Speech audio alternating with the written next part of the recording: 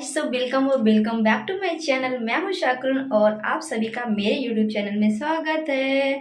So guys, कैसे हो आप सब लोग? अच्छे हो? और माशाल्लाह मैं भी बिल्कुल ठीक हूँ। तो गाइस, आज मैं आपको इस ब्लॉग में बताने वाली हूँ कि अजमेर में अगर आप अजमेर फर्स्ट टाइम जा रहे हो तो आपको किन किन चीज़ों का ध्यान रखना है और उसके बाद आप कैसे कैसे लोगों से बच सकते हो, वो चीज़ भी आपको इस वीडियो में बताने वाली हूँ।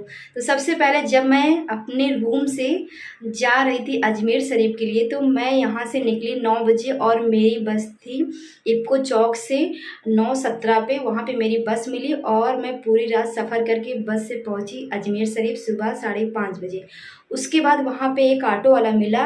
वो हमसे बोला कि आप लोग कहाँ जाओगे? तो हम लोगों ने बोला कि अजमेर शरीफ जाना है दरगाह ज़ियारत करने। तो बोला मैडम बैठ जाओ, और हम दोनों बैठ गए क्योंकि हम लोग का फर्स्ट टाइम था और मॉर्निंग में बिल्कुल अंधेरा था।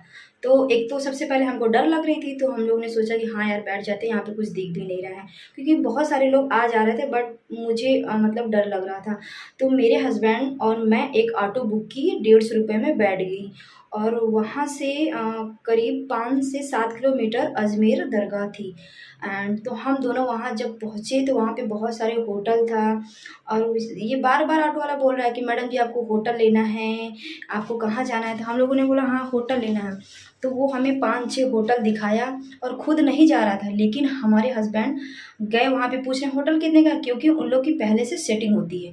तो जो होटल 1000 में मिलना था वो मुझे 1500 का मिला। तो हम कह रहे थे मुझे सिर्फ वहाँ पे अभी नहाना है, धोना है, निकल जाना है, आप 500 ले लीजिए।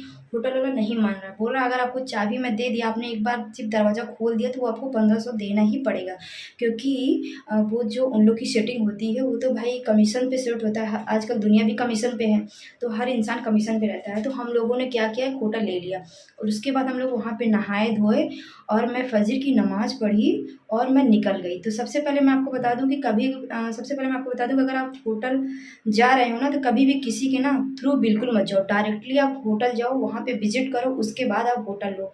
तो ये हमारा आपके पर्सनली आप लोग को मैं सजेस्ट कर रही हूँ, क्योंकि मेरे साथ ये धोखा हो चुका है। तो जब हम वहाँ दरगाह के लिए जा रहे थे, वहाँ पे इतने सारे खादिम मिलते हैं जो दरगाह के अंदर होती हैं।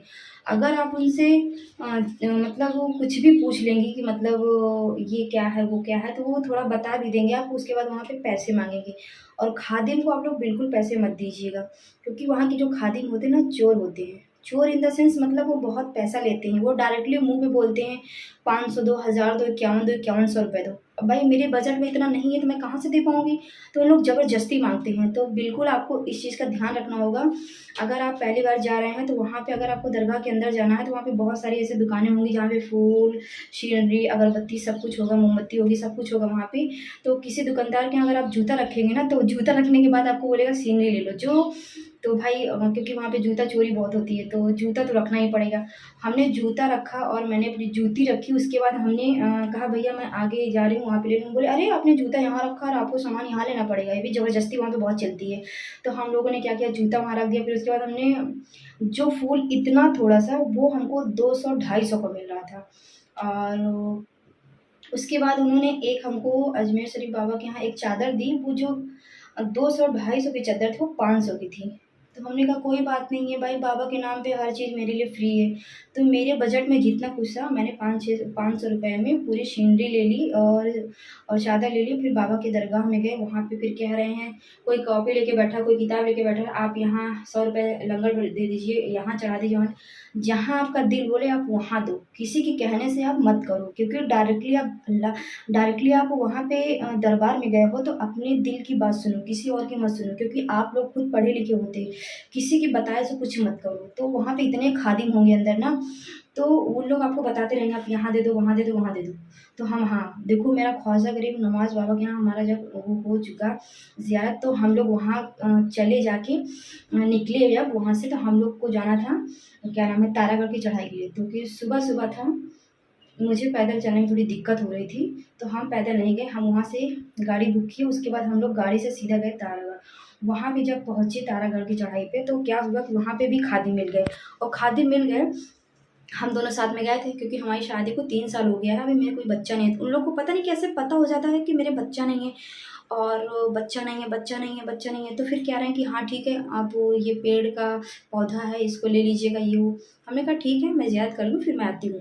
तो ज़बरदस्ती मुझे पकड़ा दिया, बुड्ढा वहाँ बैठा हुआ था। फिर मैं उसको अंदर लेके गई। फिर एक वहाँ पे खादिम खूब बड़ा वाला मिला, और मिलने के बाद क्या कह रहा है, कह रहा है कि क्या नाम है कि फिर हमारा और मेरे हस्बैंड का सर उसी चादर के अंदर डाल दिया। फिर खूब दुआ पड़ा, खूब दुआ पड़ा, खूब दुआ पड़ा। फिर उसके बाद बता भी रहा है कि यहाँ पे एक लोग को 25 साल से लड़का नहीं हो रहा था। फिर उन्होंने क्या किया, चांदी की तलवार दिया, फिर ये दिया, वो दिया। फिर उसके बाद जब सारी दुआ हो गई तो कह रहा है कि 500 ₹1 दे सकती हैं, 5100 दे सकती हैं, 2100 दे सकती हैं। तो हमने वहाँ पे 300 रुपये दिया, लेकिन वो माना नहीं खादिम। फिर हमारे हस्बैंड की उनसे बहस हो गई, और बहस होने के बाद फिर हमने कहा प्लीज़ मत रो, प्लीज़ मत बोलो, मत बोलो, मत बोलो। लेकिन वो भी बोलो, वो भी बोलो। फिर मैं रोने लगी। फिर मेरे हस्बैंड पैसे 300 लिए। फिर जाके डायरेक्टली जहाँ पे ऊपर जो तारागढ़ के जो मतलब वो मज़ार है, वो हमारे ख्वाजा गरीब नवाज़ जो बाबा उनके बड़े भाई की है। तो वहाँ पे हम लोग डायरेक्टली गए, हम लोग वहाँ पे सस्ता किए, वहाँ पे दुआ की, उसके बाद पैसा दिए। फिर जब हम लोग बाहर निकलने लगे तो फिर खूब सारे खादिम मिल गए। अरे हमको पैसे दे दो, हमको ये दे दो, हमको दे दो। फिर बहुत सारे मतलब इतने खादिम मिलते हैं ना, आप सच में परेशान हो जाओगे खादिमों से। उसके बाद जब हम लोग डायरेक्ट वहाँ से वापस आ रहे थे तारागढ़ से नीचे, तो इतने सारे फ़कीर, इतने फ़कीर, ऐसे ऐसे फ़कीर मिल जाएंगे ना कि हाथ पकड़ के मतलब छोड़ेंगे ही नहीं। बाजी दे दो, बाजी दे दो, बाजी दे दो, बहन दे दो, भाई दे दो। अरे यार इतना मांगेंगे पूछो मत। अगर तुम वहाँ 2 रुपये दोगे ना, 4 रुपये दोगे, वो लोग नहीं लेंगे, सीधा 10 रुपये से ही बात करते हैं वहाँ के जितने भी मतलब फ़कीर लोग हैं। क्योंकि पता नहीं कैसे वहाँ पे हैं, क्योंकि मुँह मांगा पैसा मांगते, जैसा लगता है हम लोग की जेब में वो रख के गए हैं। उनकी जेब है और वो पैसे हमको दे दिए हैं, हम निकालेंगे उनको दे देंगे भाई। तो आपको इस चीज़ से भी डरना होगा और बचना होगा, क्योंकि तारागढ़ की चढ़ाई से जब आप नीचे आएंगे ना, तो आपको इस चीज़ का ज़रूर ध्यान रखना होगा। उसके बाद वहाँ पे एक नीम वाले बाबा मिलेंगे, फिर बहुत सारे बाबा मिलेंगे, सबकी ज़ियारत करके फिर बीच में क्या होता है, एक जादुई वो मिलता है, क्या बहुत बड़ा पत्थर मिलता है। उस पत्थर की भी ज़ियारत करना है आपको। आपके पास जितना 2, 4, 10 रुपये हो वहाँ पे अपना दे दो और अपना दुआ कर लो। और फिर उसके बाद क्या हुआ, अगेन हम होटल आए। होटल आने के बाद नहाए धोए, फिर हम लोग कपड़े पहने। उसके बाद हम लोग सीधा आ गए बस स्टॉप। फिर वहाँ से हम लोग बस स्टॉप पे, हम लोग की बस थी 9:17 पे। फिर हम लोग बस पे बैठे, अगेन हम लोग गुड़गाँव आ गए।